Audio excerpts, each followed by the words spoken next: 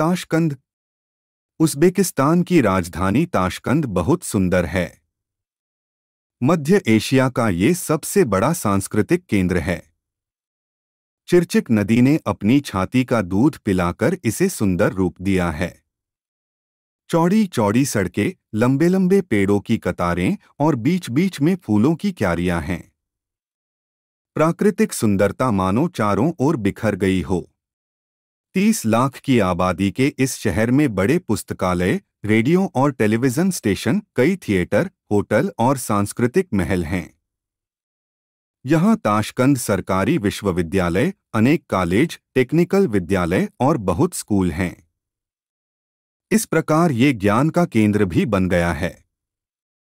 यहाँ का चारसू नामक पुराना शहर भारत से आए व्यक्ति का ध्यान अपनी ओर खींचे बिना नहीं रहता।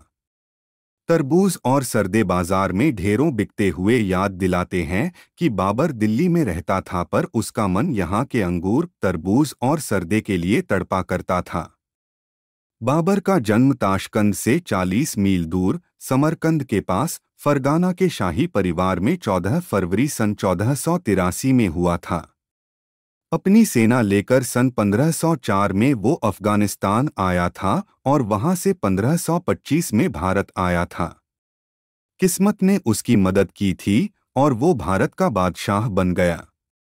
बाबर का लिखा हुआ बाबरनामा उस समय का एक महत्वपूर्ण ग्रंथ माना जाता है और ये विश्व साहित्य को उसकी एक देन है। इस पुस्तक का अनुवाद कई यूरोपियन देशों की भाषाओं में हुआ है। बाबर के लिखे हुए 2 ग्रंथ और मिलते हैं, जिसमें ग़ज़लें और रुबाइयाँ हैं और दूसरा पत्र संग्रह है। बाबर को उज़्बेकिस्तान अपना मानता है और भारत अपना। उसके वंशजों ने भारत पर 300 से ज्यादा सालों तक राज्य किया। उज़्बेकिस्तान की संस्कृति का प्रभाव, असर भारत पर पड़ा। उत्तर भारत में इतना गहरा प्रभाव पड़ा कि उज़्बेक संस्कृति और भाषा के अनेक शब्द भारतीय अपने हो गए हैं। 2 देशों के पारस्परिक संबंध, खाना पीना, रहन सहन के प्रायः सभी अंगों पर एक दूसरे का बहुत कुछ प्रभाव पड़ना स्वाभाविक है।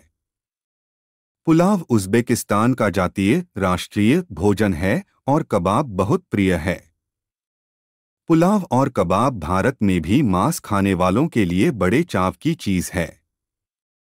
यहाँ पुस्तकालयों को बहुत महत्वपूर्ण स्थान दिया गया है। नवाई नामक सबसे बड़ा पुस्तकालय ताशकंद की केंद्रीय सड़क पर स्थित है।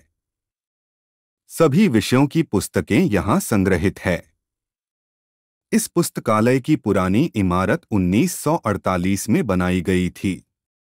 उज़्बेक साहित्य के अलावा यहाँ मध्य एशिया की रचनाएं और विश्व साहित्य की प्रमुख रचनाएं बड़े परिश्रम से संकलित की गई हैं।